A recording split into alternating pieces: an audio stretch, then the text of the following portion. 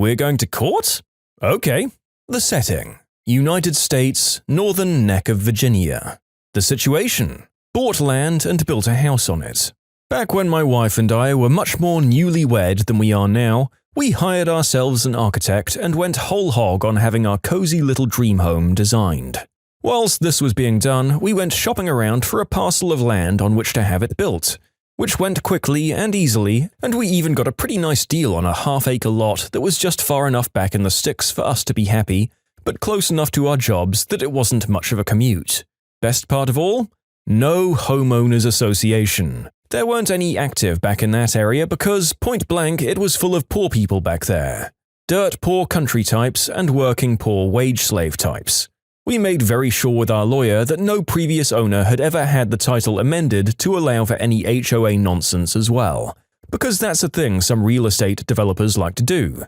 They'll buy up a property, get the title amended to force the membership of that property into the local HOA, that they usually operate or are in cahoots with those that do, and then they'll resell it with that as a new requirement for any prospective buyer to automatically agree to when they sign the title. So flash forward to August of 2019. Everything was that which passes for normal out in those parts, and my wife and I had since moved to a different location, but retained that property as one of our various rentals.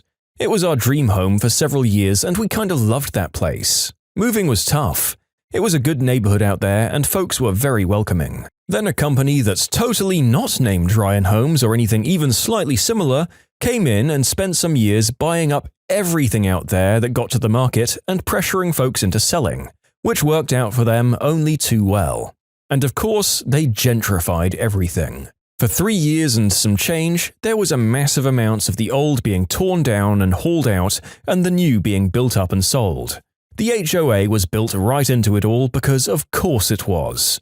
Folks with money enough to throw down on crappily built houses that looked nice from the front moved in 1 by 1 and 2 by 2, property values in the area skyrocketed, property taxes skyrocketed right along with them, and more of the less poor people were forced to sell because they got taxed out of their own homes. My wife and I knew what was coming from the get-go. We knew those dinguses from totally not Ryan Home were going to come sniffing around our way, not to try to buy us out, but to see if they could finagle, schmooze, or threaten us into joining the HOA they were installing. It was inevitable. Lots of information is public record. They knew we had money. They knew we were living below our means by 2 orders of magnitude.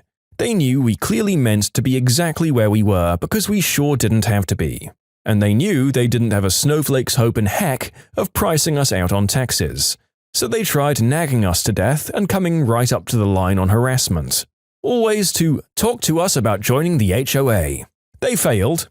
They got told by one expensive lawyer to find something else to do before we all got super busy helping them find things to worry about. And so they desisted for some years. Then my wife and I moved and got the property set up as a rental. Absolutely not Ryan Homes starts bothering our tenants there, both trying to get them to pressure us into putting the property into the HOA, as well as getting our tenants riled up with the most outrageous lies about what could happen if we, the owners, don't protect our renters better.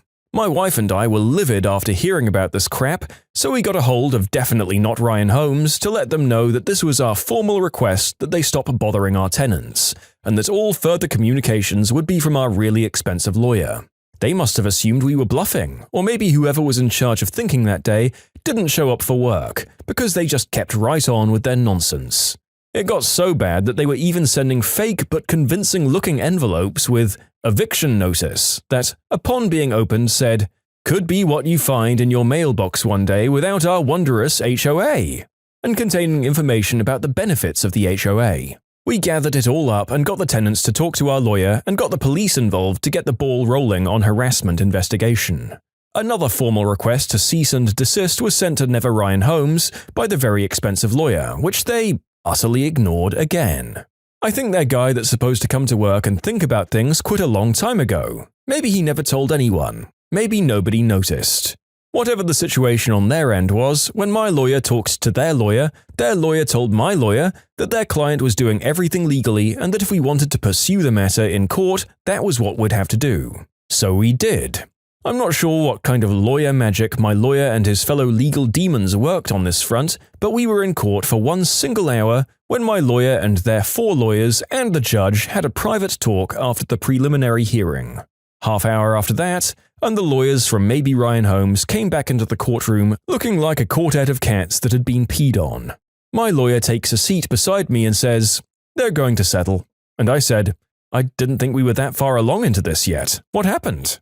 And he said, "They built 51 homes in the county over 2 years. Every single one of them was inspected before close of sale by a real estate agent that never actually got around to getting her home inspector license. And that's how it was that Ryan Holmes, the whole time, paid me 10 grand to not sue them while they got bent over by the county and the state and tag-teamed like the new boy with the pretty lips in a prison yard. In short, housing developer persecutes my wife and I, then our tenants after we leave and rent the property to them, to try and make us join their creepy HOA.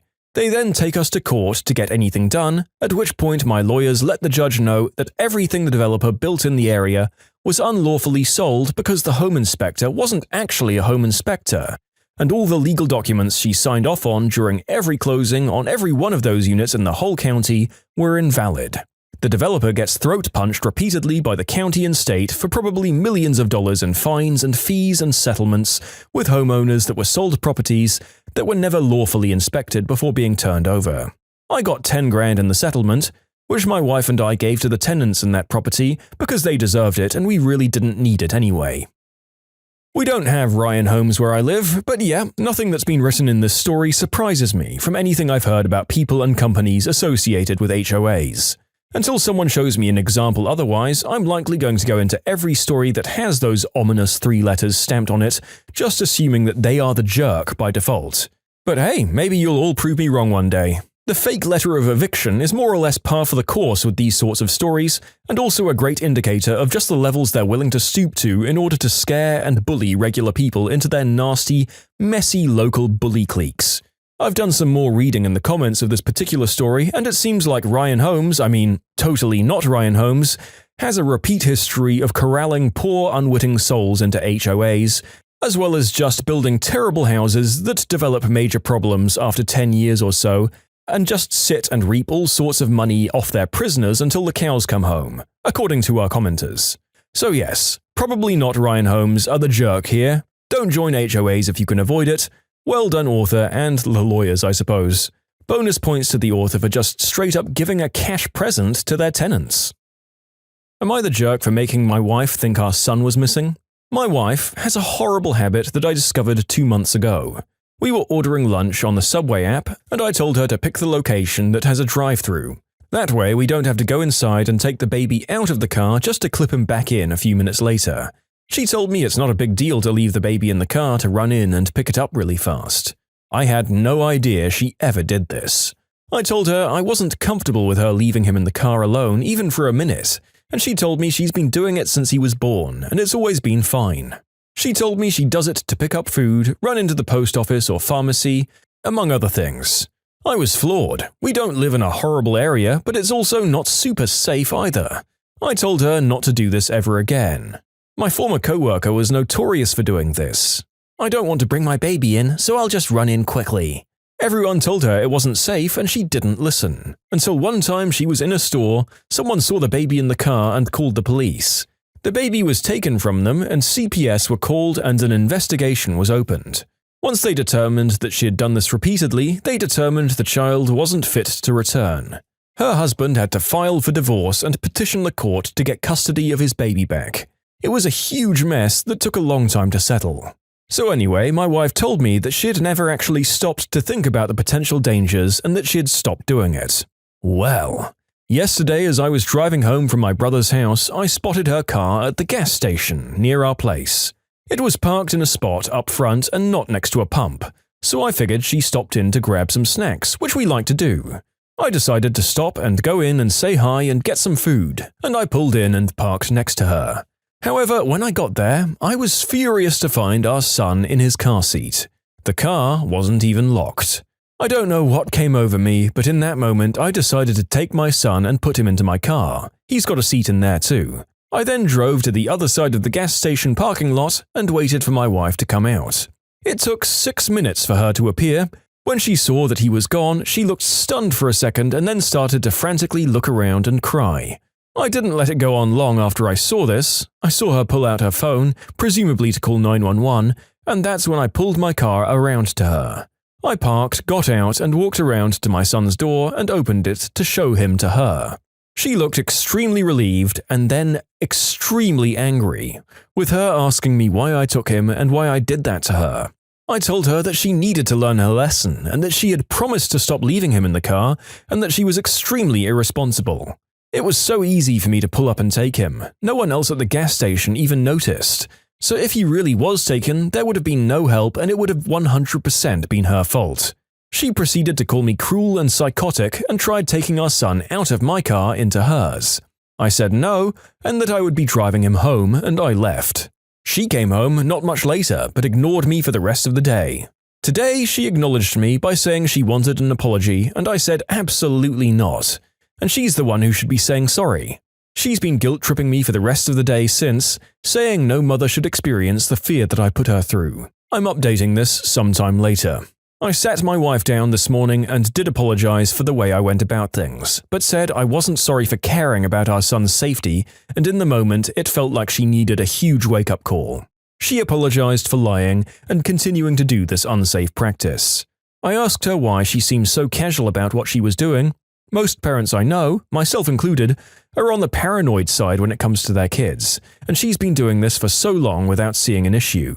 I asked if she thinks she's dealing with some kind of postpartum mental health issue, as I don't consider this normal. She broke down saying she doesn't know what's wrong with her. She's agreed to seek counseling, and until there's a major change or improvement, I'll be running all errands with my son, or we'll be doing them together. But I told her I can't trust her anymore to take him places by herself. Did I go too far? Am I the jerk? Well, I think you're a bit crazy for your little practical demonstration, but I also understand the genuine concern for your child that was motivating you. As you highlighted, one of the better case scenarios for getting caught doing this is your child getting taken away by CPA. And let's be honest, the worst case scenarios are far more tragic and don't really bear thinking about. Also, if she was holding the fear you put her through over your head, perhaps she should imagine that she's opening the both of you up to experiencing it again by repeatedly leaving your son unattended and was lying to you about not doing it anymore. What you did was cruel, and I can't see myself doing it, but I do understand. Honestly, good on her for admitting that she might be going through something and for taking the first steps to seek help. Obviously, we only get a limited view from one side of these issues with the stories, but the narrator just sees two parents trying to work things out in the complex puzzle that we call parenthood for the first time. No jerks, just stressed out new parents. If you like Am I the Jerk, you're probably going to love Am I the Genius. Check it out, linked below. Also, go to amithejerk.com/submit if you would like to submit your own stories. Today I messed up when I pulled a deaf woman over for speeding and asked to see her hoo-ha. Well, for starters, this was several years ago when I was a young police officer in a college town in the South. I'm retired now.